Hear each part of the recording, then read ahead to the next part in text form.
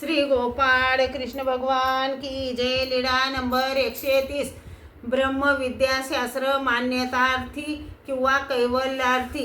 भट्टोबासांनी विचारले, जीजी आपण हे निरूपण केलेले ब्रह्मविद्याशास्त्र कोणी याच देही मान्यतेसाठी अभ्यासतो तर कोणी परमेश्वर प्राप्तीसाठी अभ्यासतो ह्या दोघांना फळ काय होते? सर्वज्ञ म्हणाले, हे शास्त्र दृष्ट प्रतिकारण होय का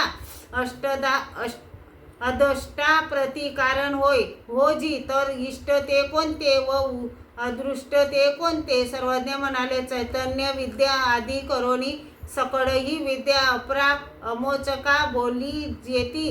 हे दृष्टपार आणि चैतन्यापार परमेश्वर पाविजे ते अच्युत पद बोलीजे ते अदृष्टपार हो जी। श्री गोपाळ कृष्ण भगवान की जय।